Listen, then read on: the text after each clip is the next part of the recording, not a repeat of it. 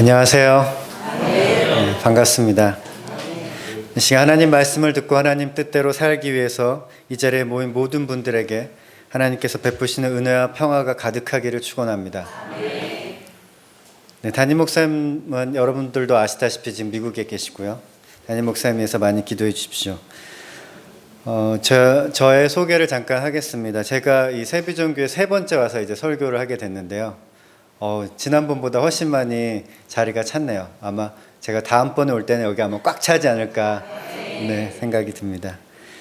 제가 1부 예배 때도 저를 이렇게 소개를 했는데 1부 예배 때보다 조금 더 길게 소개를 하겠습니다. 저는 굉장하게 굉장한 사람입니다. 왜냐하면 하나님께서 저를 사랑하시기 때문입니다. 네, 그러면 여러분들 똑같이 생각하실 수 있죠. 그러면 목사님 저도 뭐 굉장하게 굉장한 사람이겠네요. 네, 맞습니다. 여러분도 굉장하게 굉장한 사람입니다. 하나님께서 여러분들 사랑하시기 때문입니다. 네, 저의 자세한 소개는 생략하고 오늘 말씀을 나누도록 하겠습니다. 성경책이 있으신 분들 이렇게 펴놓고 계시면 좋을 것 같습니다. 요한복음 8장 12절을 다시 한번 잘 보십시오. 예수께서 또 말씀하여 이르시되 라고 나와 있습니다. 이 부분을 보면 8장 12절이 그 앞부분에 이어져 있는 내용인 것 같습니다. 예수님께서 또 라고 말씀하셨으니까요. 그런데 사실 내용이 이어지지가 않습니다. 그 앞부분이랑 8장 2절부터 11절까지의 사건은 굉장히 유명한 사건입니다. 이 사건을 모티브로 한 노래도 있습니다. 박정호 씨가 부른 바닥에 새긴 사랑이라는 노래도 있습니다. 나중에 한번 집에 가서 찾아보십시오. 되게 유명한 노래 중에 하나입니다. 네, 예수님께서 성전에서 백성들을 가르치고 계실 때 서기관들과 바리새인들이 음행 중에 잡힌 한 여자를 끌고 왔습니다. 그리고 예수님께 물어봅니다. 이 여자가 간음하다가 현장에 잡혔습니다. 어떻게 할까요? 그러자 예수님이 말씀하십니다. 유명한 말씀입니다. 아마 교회를 다니지 않는 분들도 한 번쯤은 들어봤을 그런 말씀입니다. 너희 중에 죄 없는 자가 먼저 돌로 치라. 그렇게 말씀하셨습니다. 그러자 어른부터 시작해서 젊은이까지 모두들 떠납니다. 그 10절에 보면 예수께서 일어나서 여자 외에 아무도 없는 것을 보고 라고 나와 있습니다. 그러면 지금 그 상황에 누가 있는 거죠? 예수님과 그 여인만 남아 있습니다. 그런데 12절에 보면 예수께서 또 말씀하여 이르시되라고 나와 있고 13절에 갑자기 바리새인들이 등장을 해서 예수님께 시비를 걸기 시작합니다. 그러니까 떠나버린 바리새인들이 또 생기게 된 거죠. 그래서 12절 이하의 내용은 그 앞부분이랑 이어지지가 않습니다. 12절에 예수님께서 굉장히 중요한 말씀을 하셨습니다. 나는 세상의 빛이니 나를 따르는 자는 어둠에 다니지 아니하고 생명의 빛을 얻으리라. 이 다음에 이제 바리새인들이 이에 대한 내용의 질문을 했으면 좋았을 텐데 이 내용에 대한 질문을 한 것이 아니라 예수님의 주장의 유효성에 대해서 질문했습니다. 그래서 사실 12절의 내용을 제대로 아시려면 그 앞부분을 좀 봐야 됩니다. 근데 그 이전 부분은 12절과 그러니까 8장 2절부터 11절은 12절과 또 떨어져 있습니다. 시간적으로. 간음하다 잡힌 여인의 이야기는 다른 때 일어난 일을 여기에 지금 끼워 넣은 것으로 볼 수 있습니다. 여러분 성경책은 역사책이나 과학책이 아닙니다. 꼭 시간 순서대로 이렇게 사건이 일어난 것이 아닙니다. 성경책은 예수가 그리스도이심을 증언하는 책입니다.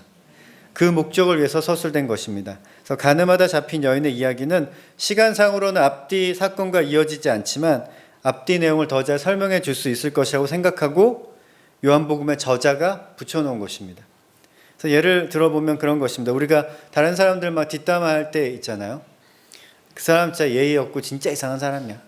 그러면 그 얘기를 듣고 있다가 맞아 나도 그 사람 경험해봤는데 진짜 이상했어 하면서 몇 달 전에 이야기를 막 꺼낼 수가 있죠. 그러면서 그 일화가 들어가면서 그 사람이 정말 예의 없고 이상하다는 것이 더 설득력을 얻게 되는 그런 상황과 비슷하다고 생각하시면 됩니다. 그래서 간음한 여인의 이야기는 이와 같이 시간적으로는 8장 12절과 떨어져 있습니다. 8장 12절은 어디에 붙이면 자연스럽게 이어지냐면요. 성서학자들이 이제 연구한 바에 따르면 7장 39절에 바로 다음에 8장 12절이 나오면 굉장히 자연스럽다고 그렇게 지적을 합니다. 그래서 7장 10절부터 39절까지는 예수님께서 초막절에 이스라엘 백성들에게 가르치신 내용이 나옵니다. 그 37절부터 39절까지 읽어보고 제가 8장 12절 이어서 한번 읽어보도록 하겠습니다. 한번 눈으로 따라오시고 잘 한번 들어보십시오. 명절 끝날 곧 큰 날에 예수께서 서서 외쳐 이르시되 누구든지 목마르거든 내게로 와서 마시라.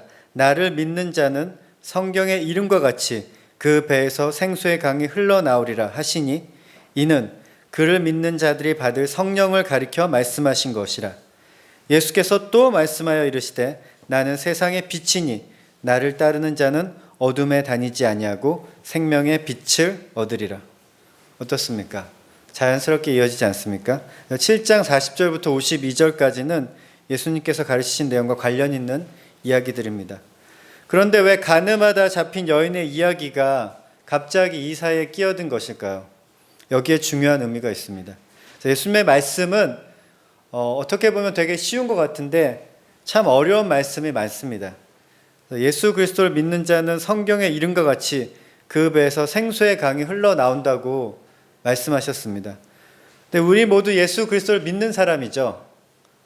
여러분들의 배를 한번 보십시오.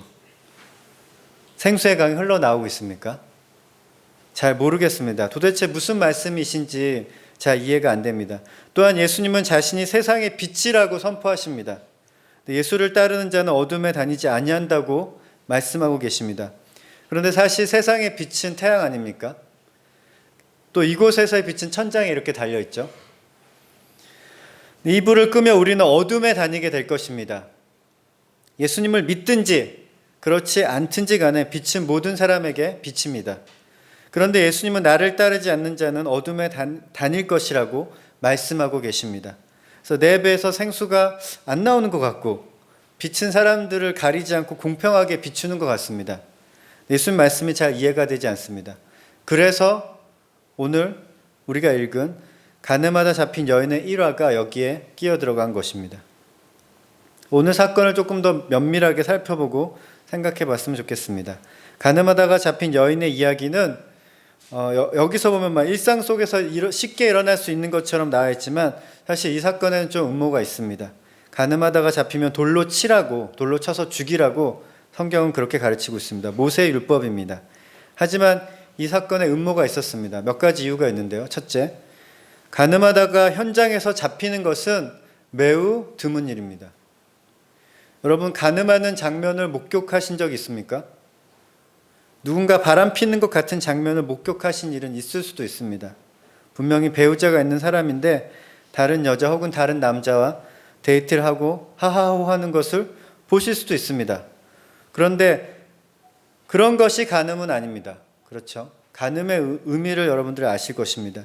간음은 은밀한 장소에서 몰래 일어나는 일입니다. 현장을 덮친다는 것은 매우 어려운 일입니다. 거의 불가능한 일입니다. 그래서 모세의 율법에서 간음하다 잡힌 사람은 돌로 쳐 죽이라고 명령했지만 이렇게 직결 처형을 받은 사례는 거의 없었다고 합니다. 그만큼 간음하다 현장에서 발각되는 것은 거의 불가능한 일입니다. 그런데 예수님이 성전에서 백성들을 가르치고 있는데 그 근처에서 간음하다 현장에서 발견된 여인을 잡아온다는 것은 매우 이상한 일입니다. 둘째, 사람들은 간음한 여인만을 잡아왔습니다. 간음은 혼자 짓는 죄가 아닙니다. 상대방이 있습니다. 두 사람 모두 죄를 지었기 때문에 같이 잡아오는 게 맞죠. 그런데 여인만을 잡아왔습니다. 몇 가지 가능성이 있습니다. 남자는 도망쳤을 수도 있죠. 둘 다 잡으려고 했는데 남자는 도망쳐서 여자만 잡아왔을 수도 있습니다. 아니면 일반적인 사람들의 생각이 여인에게 더 엄격했을 수도 있습니다. 그래서 남자와 여자 모두 잘못했지만 이런 경우 여자가 더 잘못했다고 여기는 사회 문화적인 분위기 때문에 여자만 잡아왔을 수도 있습니다. 아니면 남자가 그들과 바리새인과 서기관들과 같은 편일 수도 있습니다. 즉 그 여인을 꼬셔서 간음하는 장면을 연출하기 위해서 남자를 미끼로 사용했을 수도 있습니다. 그래서 4절, 5절, 6절을 다시 한번 보겠습니다. 예수께 말하되 선생이여 이 여자가 간음하다가 현장에서 잡혔나이다. 모세는 율법에 이러한 여자를 돌로 치라 명하였거니와 선생은 어떻게 말하겠나이까? 그들이 이렇게 말함은 고발할 조건을 얻고자 예수를 시험함이러라. 그들의 관심은 모세의 율법을 지키는 것이 아니었습니다. 예수를 고발해서 그를 제거하는 것이었습니다. 요한을 비롯한 사람들은 이미 사람들의 의도를 알고 있었습니다. 바리새인과 서기관들은 예수님으로 인해서 자신들의 위치와 권위가 많이 흔들렸습니다. 그래서 그를 없애고 싶었습니다. 그를 없애기 위해서 그들이 생각한 것은 예수의 영향력을 없애서 그의 권위를 땅에 떨어뜨려서 사람들이 그를 따르지 않게 하는 거죠. 그래서 결국은 나중에는 예수님을 실제로 제거하기를 원했습니다.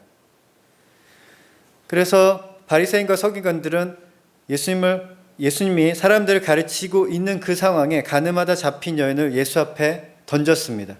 그리고 물었습니다. 예수여, 당신은 어떻게 할 것인가? 이 사건은 예수님을 쓰러뜨리기 위한 함정이었습니다. 그런데 만약 예수님이 그 여인을 돌로 치지 말라고 명령했다면 어땠을까요? 돌로 치지 마십시오 라고 명령했다면 사람들에게 고발당했을 것입니다. 이 사람은 모세의 율법을 무시하는 사람입니다. 그리고 이 상황은 함부로 용서를 말할 수 있는 상황이 아니었습니다. 이 여자는 현장범이었기 때문에 함부로 용서를 말할 수가 없었습니다. 반대로 예수님이 그 여인을 돌로 치라고 말했다면 어땠을까요? 돌로 치십시오. 모세 율법에 따라서. 예수님께서 항상 강조했던 말씀이 무엇입니까? 용서입니다. 용서, 자비, 은혜, 이런 것들을 항상 강조하셨습니다. 사람들이 예수님을 따랐던 이유는 무엇입니까? 바리새인과 서기관들의 하나님은 굉장히 차가운 하나님이었습니다. 하지만 예수님의 하나님은 어떤 하나님이었죠? 따뜻한 하나님이었습니다. 그래서 예수님을 따랐는데 만약 예수님이 이 여인을 돌로 치라 라고 명령한다면 그 따뜻함이 한순간에 다 사라져버리는 것이죠. 그리고 이 여인을 돌로 치라라고 명령한다면 또 문제가 있었습니다. 예수님 당시에는 이스라엘이 로마의 지배를 받고 있었기 때문에 사실은 이스라엘 사람이 이런 사형 선고를 내릴 수가 없었습니다. 로마 사람만 할 수 있었습니다. 이것은 실정법 위반입니다. 그래서 예수님은 돌로 치라라고도 말을 못하고 돌로 치지 말라라고 해도 곤란한 그런 상황에 이르게 된 것입니다. 근데 예수님은 이들에게 바로 대응하지 않으시고 갑자기 몸을 굽혀서 땅바닥에 무엇인가를 쓰셨습니다. 무엇을 쓰셨는지 사람들이 굉장히 궁금해하는데요. 아무도 모릅니다. 그래서 오랜 교회 전통에 따르면은 예레미야 17장 13절을 쓰셨다고 합니다. 제가 한번 읽어보겠습니다. 이스라엘의 소망이신 여호와여, 무릇 주를 버리는 자는 다 수치를 당할 것이라. 무릇 여호와를 떠나는 자는 흙의 기록이 되오리니 이는 생수의 근원이신 여호와를 버림이니이다. 이 말씀을 쓰셨을 확률이 앞뒤 내용으로 봤을 때 높다고 저도 생각합니다. 하지만 정확히 아는 사람은 아무도 없습니다. 천국 가면 저는 꼭 물어보고 싶습니다. 무슨 내용을 쓰셨는지.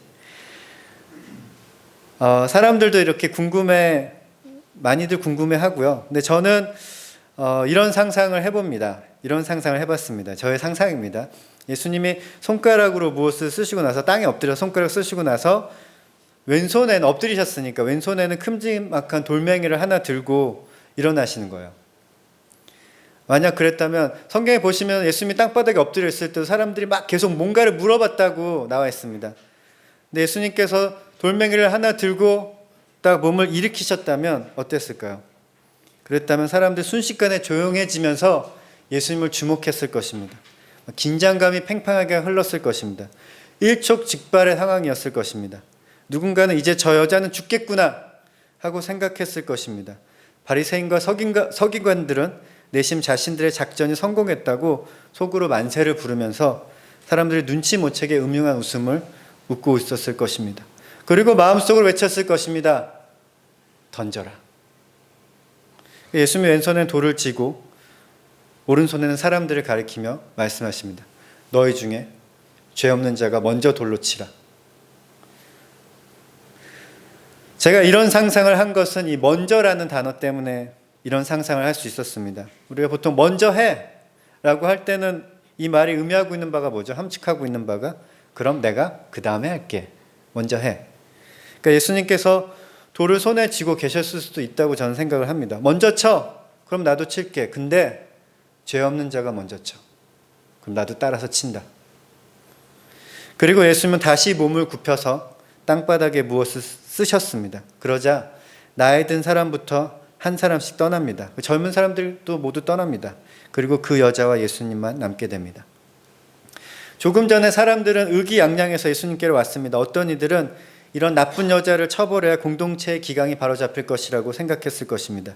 그래야 이런 악한 일이 다시금 일어나지 않을 것이라고, 본보기를 보여야 된다고 그렇게 확신했을지도 모릅니다. 이것은 모세를 통해 그들에게 지시한 하나님의 말씀이었습니다. 그들은 하나님의 말씀을 충실히 지키는 법의 수호자들이었고 선한 무리라고 스스로 여겼을 것입니다. 그런데 예수님께서 그들에게 너희 중에 죄 없는 자가 먼저 치라고 명하시자 그들이 지금 무슨 짓을 하고 있는지 깨닫게 되었습니다.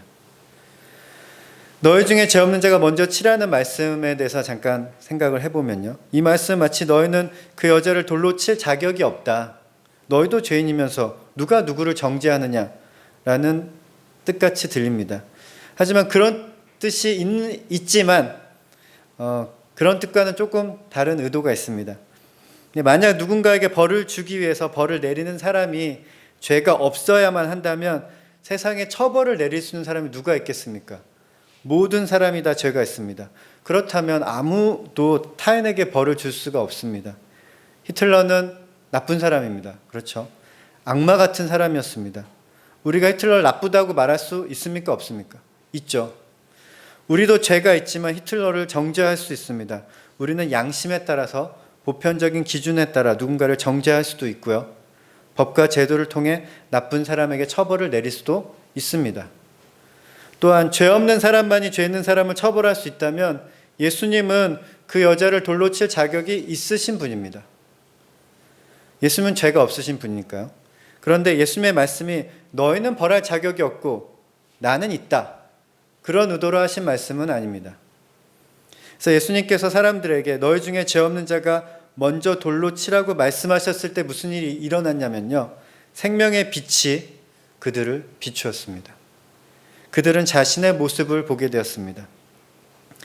예수님께 가늠한 여인을 끌고 온 무리들이 거기서 하려고 했던 일은 무엇입니까? 적어도 둘 중에 한 명은 죽이려고 했습니다. 그 여인을 죽이든 아니면 예수를 죽이든 아니면 둘 다 죽이든 마치 사냥을 하는 사람들처럼 누군가를 죽이기 위해서 그 자리에 모여 있었습니다. 그러나 예수님께서 그 말씀을 하시자 그들은 자기 자신을 들여다보게 되었습니다. 분명히 그들은 자신에게 있는 죄를 보았을 것입니다. 또한 그들은 죄 있는 자가 돌을 들어서 또 다른 죄인을 죽이려는 그들 자신의 모습을 보았습니다. 그들은 생각했을 것입니다. 나는 어떤 사람이지? 그리고 나는 지금 여기서 뭘 하고 있지? 간음은 죄입니다. 괜찮은 일이 아닙니다. 그 여인이 음모나 계략에 빠졌을 수도 있지만 어찌 되었든 간에 그 여인은 잘못한 것입니다. 큰 죄를 저질렀습니다.